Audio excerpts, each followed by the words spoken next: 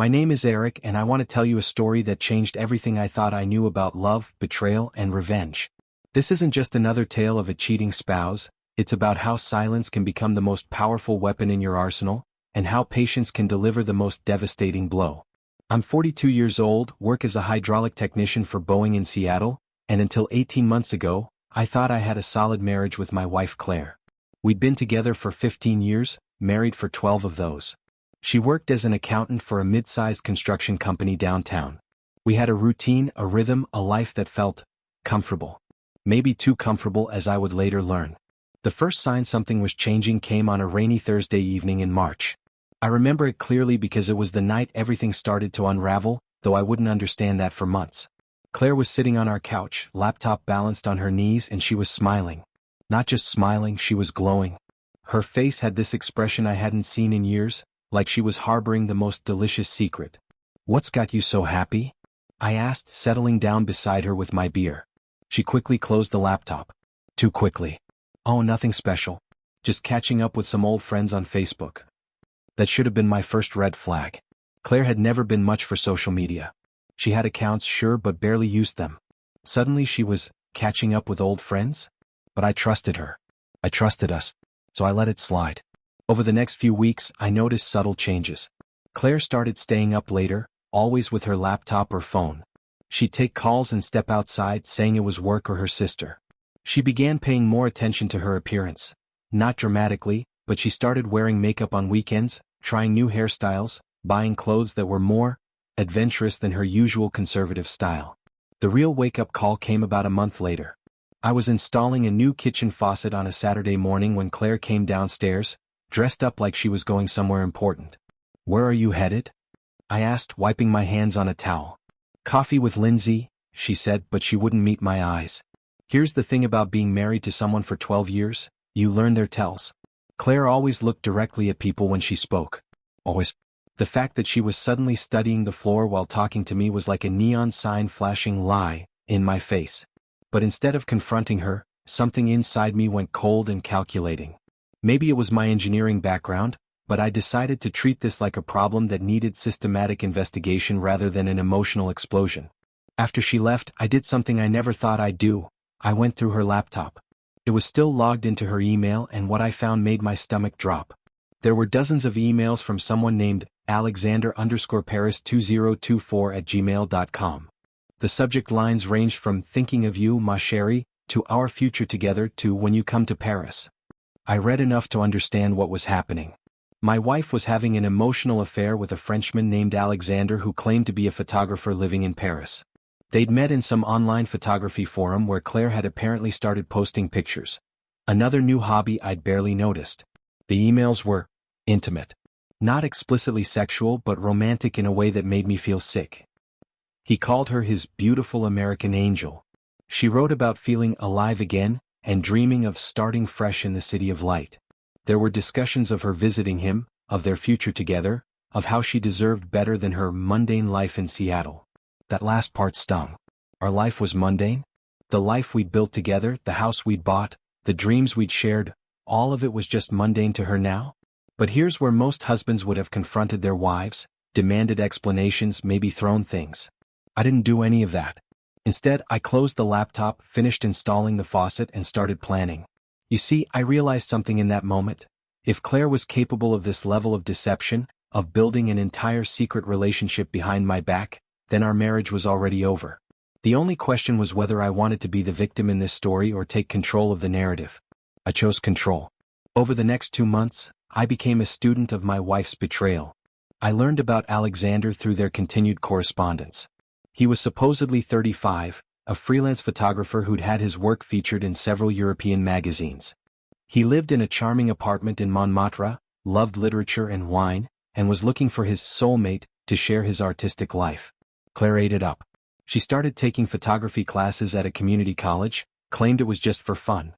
She began reading French poetry, listening to French music, even bought Rosetta Stone to learn the language. She was building herself into the woman she thought Alexander wanted. The most painful part wasn't the deception itself. It was watching her transform into someone I barely recognized. This woman who'd shared my bed for 12 years, who knew I preferred coffee black and hated surprise parties, was becoming a stranger who dreamed of cafe conversations in broken French with a man she'd never met. But I stayed patient. I documented everything. Every email, every new purchase that was clearly meant for her new life, every lie about where she was going or who she was with. I opened a separate bank account and started moving money. I consulted with a divorce attorney, discreetly of course. I even started looking at apartments, though I was careful to use my work computer for those searches. The breakthrough came in June.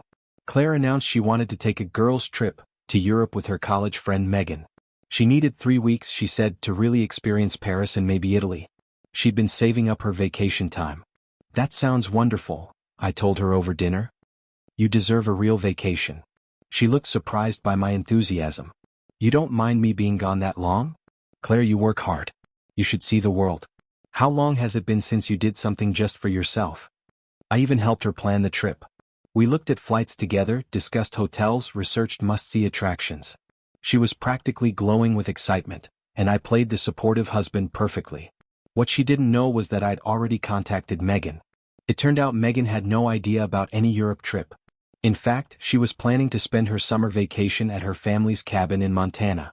Claire's elaborate cover story was falling apart before she'd even bought her plane ticket. So I laid my trap. A week before her scheduled departure, I made my move. I'd taken a few days off work, telling my supervisor I had some personal matters to handle.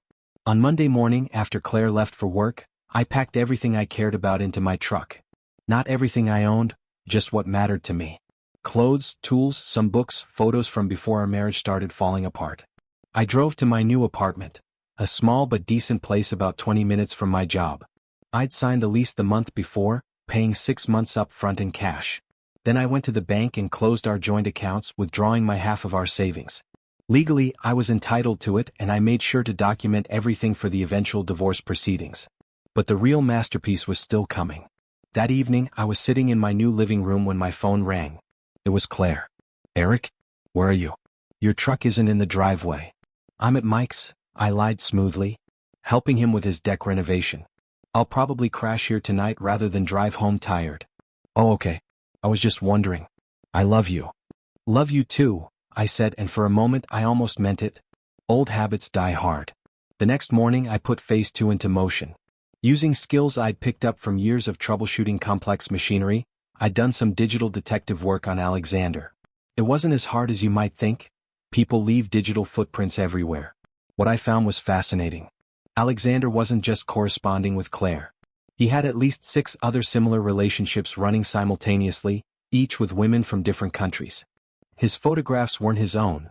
They were stolen from an actual French photographer named Antoine Dubois who'd been having his identity stolen for over a year. But here's where it gets interesting. The real Alexander wasn't even French. His IP address and some sloppy security on his part led me to discover that Alexander was actually a man named Marcus Webb from Birmingham, Alabama. He was running a sophisticated romance scam, complete with multiple fake identities and sob stories designed to extract money from lonely women. I could have simply exposed him to Claire right then. But where's the satisfaction in that?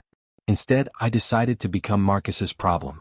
I created my own fake identity, a wealthy American businessman named Robert Sterling who was interested in investing in Alexander's photography career. I made contact through a separate email, complete with a professional-looking website and business credentials that would fool a casual investigation. Marcus took the bait immediately. Within days, we were discussing a potential partnership where I would fund his photography exhibitions in exchange for a percentage of sales. I strung him along for 2 weeks, building his excitement about this fictional business opportunity. Then, 3 days before Claire was supposed to fly to Paris, I dropped the hammer. I sent Marcus a message that I'd discovered his real identity and his romance scam operation. I had screenshots, IP addresses, financial records, everything. But I didn't threaten to expose him. Instead, I made him an offer he couldn't refuse. I told him that one of his victims, I didn't name Claire specifically, was about to fly to Paris to meet him. If he didn't want me to notify the FBI about his interstate fraud operation, he needed to disappear completely. Delete all his fake profiles, cut contact with all his victims, and find a new line of work. Marcus folded immediately. Within 24 hours, Alexander's email account was deactivated, his social media profiles vanished, and Claire's digital Prince Charming evaporated like morning fog. But I wasn't done yet. On Thursday, the day before Claire's flight, I drove to our house one last time. I let myself in and went to our bedroom. On Claire's pillow, I placed a manila folder. Inside were divorce papers already filed with the court. Along with those were printouts of every email between her and Alexander, evidence of her planned deception about the trip, and a single sheet of paper with my new address and phone number. At the bottom of that sheet I wrote, "Claire, I've known about Alexander for 4 months. I've been preparing for this day since March. Your flight to Paris leaves tomorrow at 6 p.m. I suggest you go. You might learn something about yourself. When you get back we can discuss the divorce details. Eric." Then I drove to the airport. Now you might be wondering why I didn't just end it there. Why the elaborate setup? Here's the thing. I needed Claire to understand the full scope of her betrayal. Not just to me but to herself. She needed to experience the consequences of her choices, to sit in that moment of realization when her fantasy crumbled around her. I waited in the airport parking garage watching. At 5:30 p.m., I saw Claire's car pull up to the departure curb. She got out, looking radiant in a new dress I'd never seen before, pulling a suitcase I didn't recognize. She looked like a woman heading toward her new life. I followed her inside, not close enough to be seen but close enough to watch. I saw her check in, saw her face as she looked around excitedly, probably expecting to see Alexander's welcoming message or last-minute instructions. I watched her board that plane to Paris and I felt empty. Not satisfied, not angry, just hollow. Claire spent 5 days in Paris alone. I know this because she called me repeatedly and I let every call go to voicemail. Her messages went from confused to panicked to angry to desperate. "Eric, where are you? Alexander never met me at the airport. Eric, please call me back. Something's wrong. Alexander isn't answering his emails. Eric, I found your note. We need to talk. This isn't what you think. Eric, please. I made a mistake but we can fix this. I love you. I love you." That last message broke something in me. Not because it made me want to take her back, but because I realized she still didn't understand. She thought this was about Alexander. She thought this was about her mistake.